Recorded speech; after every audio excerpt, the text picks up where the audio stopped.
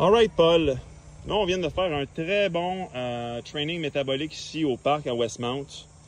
Est-ce que tu penses que des bodybuilders pourraient bénéficier de ce type d'entraînement-là? Si oui, pourquoi? Bien, augmenter au niveau du métabo-réflexe, lorsque surtout les temps sous tension en bodybuilding sont très longs. Pour avoir une bonne hypertrophie, il faut que tu augmentes. Aussi, il faut que tu augmentes ta force. Moi, j'ai fait des tests avec certains haltérophiles même qui ont participé pendant quelques mois à nos circuits, 2 fois par semaine, puis ont vu une amélioration parce que, surtout pour les haltérophiles, si tu fais une compétition en une fin de semaine, il y a beaucoup de mouvements, il y a beaucoup de lift, même dans le warm-up. Donc, ça l'a aidé, ça l'a pas. C'est important quand on fait un circuit d'avoir un target. Moi, je suis en train surtout des athlètes, donc surtout des joueurs de hockey. On doit travailler au niveau des fibres à contraction rapide. Je veux pas vraiment... C'est beaucoup d'accélération. On va utiliser les chaînes. On va utiliser les appareils Desmotec, iso-inertial, les inertial waves. Il y a beaucoup de mouvements métaboliques. Les sleds, c'est la même chose. C'est des mouvements combinés. Mais pour un culturiste, c'est très bon. Ça va augmenter sa capacité de travail, puis à haute intensité. Donc, il va être capable d'aller chercher des fibres de plus haut seuil parce qu'il va augmenter son niveau athlétique, comme un peu les anciens bodybuilders, Nick. Dans le temps de... Tu regardes Franco Colombo, il brisait une bouillotte avec son souffle. Plusieurs faisaient de l'haltérophilie, ils faisaient différents mouvements. Il était beaucoup meilleur athlète qu'aujourd'hui parce qu'il y avait moins de chimie. Il y en avait, mais beaucoup moins. Donc aujourd'hui, c'est un concours de chimistes.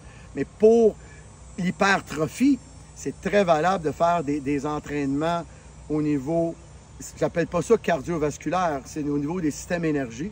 Tu veux travailler au niveau un peu anaérobique de capacité, mais aussi tu veux travailler au niveau aérobique, mais surtout la puissance aérobie maximale, la PAM. La PAM, tu l'entraînes avec comment, en fait? Bien, tu vas aller travailler avec du temps sous tension quand même assez élevé, environ 20 secondes, mais multiplié. Là, souvent, la PAM par elle-même, tu vas travailler à 90 secondes. Mais la façon que je le fais en circuit, si tu fais du 20 secondes, tu as 6 stations, tu arrives à du 120 secondes de temps sous tension qui est élevé avec un court temps. On appelle ça de la densité. Entre les stations, comme tu as pu voir, on donne seulement 10 secondes de repos. Donc, on repart. Donc, le total, tu gardes toujours ta vitesse. Moi, je regarde mes athlètes voir, puis ton amplitude de mouvement, mais en plus, ton adaptation cardiovasculaire, elle arrive rapidement. Mais aussi, il faut que tu travailles avec des mouvements. Je ne suis pas un gros fan, là, air, down bike, des choses de baggy. J'aime beaucoup des mouvements, surtout dehors, qui vont demander au niveau proprioceptif. Les inertial waves, les appareils Desmotec, les chaînes vont te demander beaucoup de travail au niveau postural, au niveau du cervelet. Donc là, tu augmentes ton niveau, pas seulement métabolique, mais en rapport avec ton système proprioceptif et postural. Parce que quand tu fais ton sport, normalement, tu es debout et non assis. Exactement. OK.